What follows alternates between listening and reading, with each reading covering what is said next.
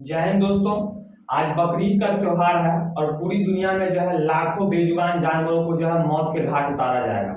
तो आज की क्लास में हम लोग समझने का प्रयास करेंगे कि आखिरकार इन जानवरों को काटने से हमारे पृथ्वी यानी वायुमंडल को क्या नुकसान पहुंच रहा है, या फिर इन जानवरों को काटना क्या जरूरी है, धर्म के नाम पे जो है इन जानवरों को काटना जरूरी है।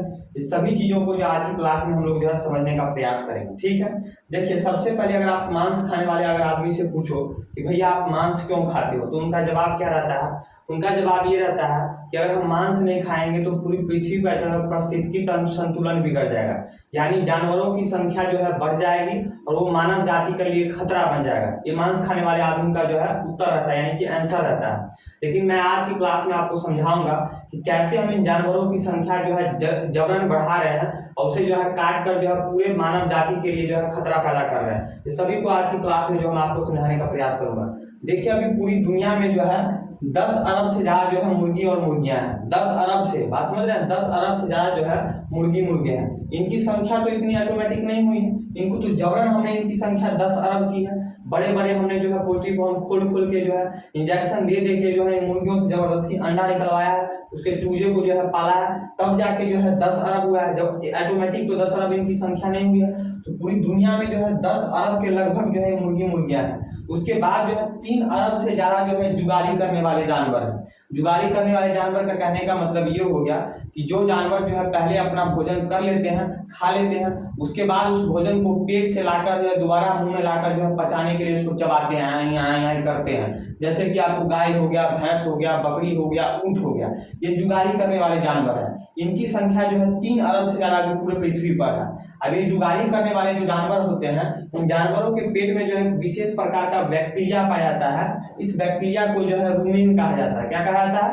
रूमेन। अब इस रूमेन बैक्टीरिया से जो है बहुत बड़ी मात्रा में जो है जो जुगाली करने वाले जानवर होते हैं, आपको मुंह से और अपने पिछवाड़े यानी कि पीछे से जो है मीथेन गैस को छोड़ते हैं। किसको? मीथेन गैस को। एक अनुमान के अनुसार एक जुगाली करने वाला जानवर जो है दिन भर में जो है 250 से लेकर 500 लीटर तक जो है मीथेन गैस को छोड़ता है। कितने? 250 से 500 लीटर। एक जुगाली करने वाला जानवर जो है दिन भर में जो है 250 से 500 लीटर तक मीथेन गैस को छोड़ता है, जो हमारी पृथ्वी यानी वायुमंडल को जो है 3.1 गीगाटन के बराबर कार्बन डाइऑक्साइड जो है देता है। तो आप समझ सकते हैं कि मीथेन गैस जो हमारे लिए कितना खतरनाक है, क्योंकि एक जानवर जो है दिन भर में जो है 250 से जो है 500 लीटर तक जो है मीथेन गैस को छोड़ रहा है। लेकिन बात जब ग्लोबल वार्मिंग की होगी तो केवल दोष किसको दिया जाएगा?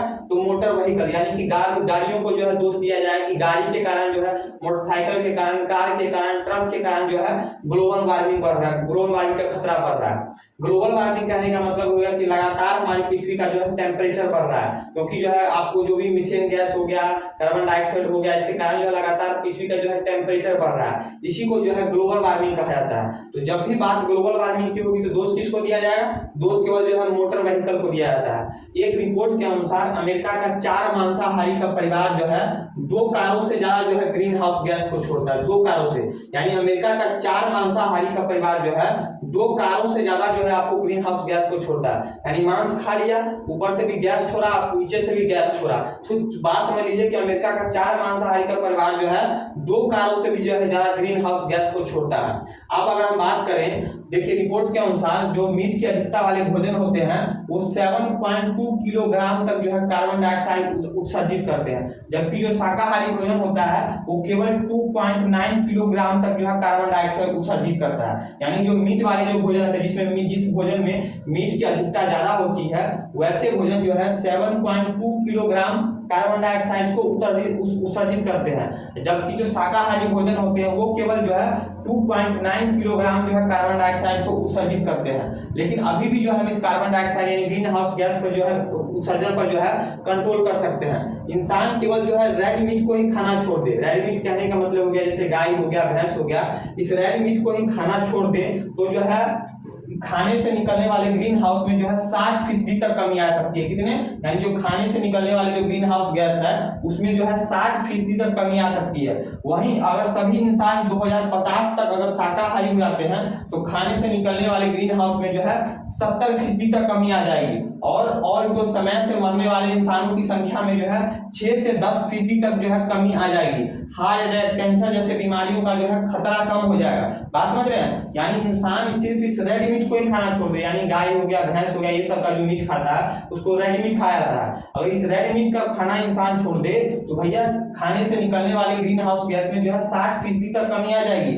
वहीं 2050 तक अगर सभी इंसान शाकाहारी हो जाते हैं तो इसमें 70% तक कमी आ जाएगी। समय से मरने वाले इंसानों की संख्या जो है 6 से 10% तक कमी आ जाएगी। हार्ट अटैक, कैंसर जैसी खतरनाक बीमारियों का जो है खतरा कम हो जाएगा। उसके बाद आपको बता दूं कि इतने बड़े पैमाने पर जो है जानवरों का पेट भरने के लिए जो है बहुत बड़े पैमाने पर जो है जंगलों को काटकर जो है कृषि करने के लायक जो है भूमि बनाया जा रहा है, जिससे हमारी पृथ्वी पर जो है कार्बन डाइऑक्साइड की मात्रा जो है बढ़ रही है और ग्लोबल वार्मिंग का भी खतरा जो है बढ़ रहा है। क्योंकि जो पेड़ होते हैं, पेड़ क्या करते हैं, पेड़ हमको ऑक्सीजन देते हैं और पृथ्वी से जो है कार्बन डाइऑक्साइड को सोख लेते हैं। लेकिन हम इतने बड़े जानवरों, इतने बड़े पैमाने पर 10 अरब मुर्गियां मुर्गी हो गए, चाहे 3 अरब जो है आपको जुगाली करने वाले जानवर हो गए, इनका भरण पोषण करने के लिए जो है बहुत बड़े पैमाने पर जंगलों को काटकर जो है कृषि करने लायक जो है भूमि को बना रहे हैं। आपको जानकर हैरानी होगी कि पूरी दुनिया में जो है 12 अरब से ज्यादा जो है 12 अरब एकड़ से ज्यादा जो है जमीन जो है खेती के लिए उपयोग किया जाता है। लेकिन इसका 68% हिस्सा,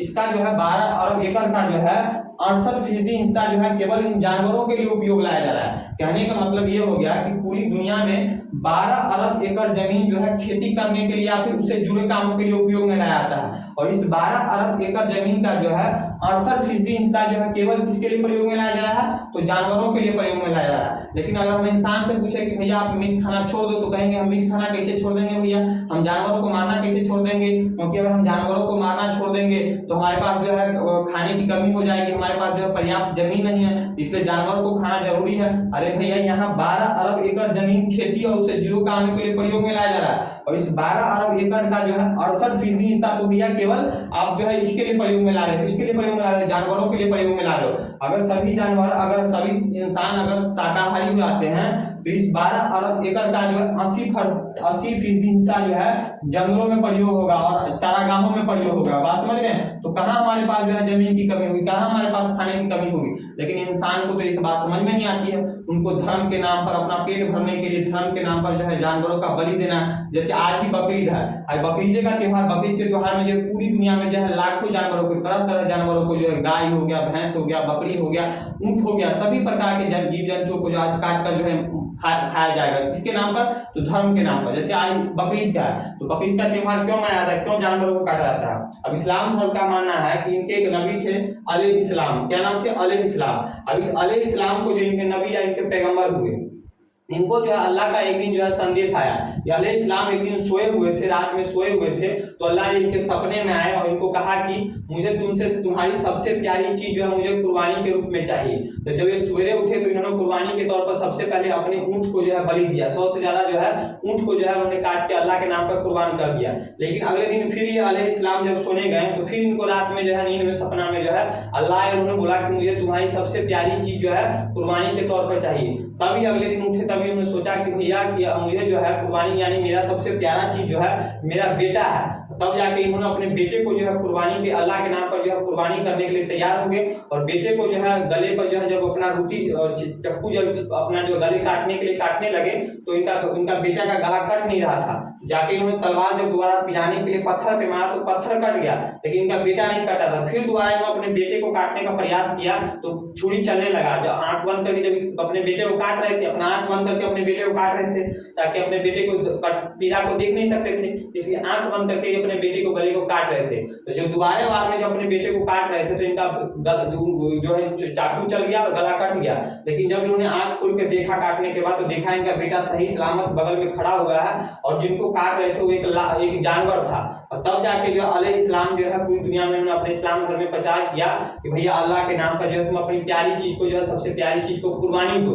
तब जाके अब मुसलमान क्या करते हैं, सबसे पहले किसी जीव जंतु को खरीद लेते हैं, यानी गाय हो गया, भैंस हो गया, बकरी हो गया, उसको खरीद लेते हैं। एक साल पहले उसको खरीद के उसको पालते हैं, पूछते हैं एकदम प्यार से, और उसके बाद उसको अपने बेटे की तरह पालते हैं। और जब बकरीद का त्योहार आता है तो अपनी सबसे प्यारी चीज कहकर जो है उसको अल्लाह के नाम पर कुर्बान कर देते हैं। अब ये बताइए कि कौन ऐसा भगवान होगा जो दूसरे जीव जंतुओं को जो है हत्या लेकर जो अपने आप को खुश होगा? मुझे आपको बताइए, कोई ऐसा भगवान है? मैं इस्लाम धर्म की बात नहीं कर रहा हूँ, हिंदू धर्म में भी जब आपको दुर्गा पूजा का त्योहार मनाया जाता है तो जो है दुर्गा पूजा भगवान के नाम पर जो है बलि के नाम पर जो है हजारों बकरियों भैंसा को जो है बलि के नाम पर जो है दुर्गा पूजा में कुर्बान कर दिया जाता है। कुछ नहीं हुआ, बस क्या है, हे भगवान हमारा बेटा को इस बार एग्जाम में पास कर देना, हे भगवान हमारा जो है शादी करा देना, हम जो है दुर्गा माता को 2 खस्सी चढ़ाएंगे, 1 पाड़ा चढ़ाएंगे। गजब लोल वाली बात है। ऐसा कौन सा भगवान होगा जो दूसरे जीव जंतुओं की हत्या करके खुश होगा? आप समझिए कि जानवर में भी तो आत्मा होती है। हमें जैसे आत्मा, जैसे हमको पीड़ा होता है वैसे जानवरों को भी पीड़ा होता है, लेकिन हमें और जानवर में सिर्फ अंतर यही है कि हम अपने दर्द को बयां कर सकते हैं, हमारे पास शब्द है, हम अपने शब्द के थ्रू अपने दर्द को बयां कर देते हैं। लेकिन जानवर के पास क्या है? उनके पास लैंग्वेज नहीं है, उनका अपना लैंग्वेज है। हम उनके दर्द को समझ नहीं पाते हैं और उनको जबरदस्ती जो है धर्म के आड़ पे जो है उसको जो है जबरदस्ती जो है बलि चढ़ा देते हैं। तो मेरा मानना है कि ऐसा कुछ नहीं है, ये सब बकवास है। कोई ऐसा भगवान नहीं है। अगर भगवान है तो मुझे मानना है कि दूसरे जीव जंतुओं की खुश हत्या करके कोई भगवान खुश नहीं हो सकता है, चाहे वो इस्लाम धर्म में हो चाहे वो जो हिंदू धर्म में हो। ये सिर्फ हमारे पृथ्वी पर बनाया गया अपना पेट भरने के लिए आडंबर यानी एक पाखंड है, जिसे हम लोगों के लिए समझने की जरूरत है कि भैया दूसरे जीव जंतु में भी आत्मा होती है, दूसरे जीव जंतु को भी दर्द होता है। और सबसे बड़ी बात जो लोग कहते हैं कि जो है जीव जंतु काटने से क्या होगा, तो क्या काटने होगा, तो पहले आपको पूरा डाटा समझा दिया इस क्लास में कि जीव जंतु को काटने से हमारी पृथ्वी को जो है कितना नुकसान हो रहा है। और सबसे बड़ी बात है कि हमने जो एक मानवीय भावना यानी एक जो है दर्द, एक पीड़ा की भावना होना चाहिए कि दूसरे जीव जंतु को काटने से भी उनको भी पीड़ा होता है। तो आई होप इस टॉपिक को समझ गए होंगे। और मैं आप सभी से जितने लोग वीडियो देख रहे हैं हाथ जोड़ के विनती करता हूँ इस वीडियो को खास करके ज्यादा से ज्यादा लोगों को शेयर कीजिए, ताकि लोगों के बीच अवेयरनेस फैले भैया कि हम धर्म के नाम पर जो दूसरे जीव जंतुओं को काट कर जो है कैसे उनको पीड़ा पहुंचाते हैं, कैसे उनकी भावनाओं को हम लोग समझ नहीं पाते हैं। इसलिए आप लोग से हाथ जोड़कर जो है विनती है कि इस वीडियो को ज्यादा से ज्यादा लोगों को शेयर कीजिए ताकि उनको बीच में अवेयरनेस आए। ठीक है, तो आज के लिए इतना ही, मिलते हैं नेक्स्ट वीडियो में नए टॉपिक के साथ, तब तक के लिए जय हिंद।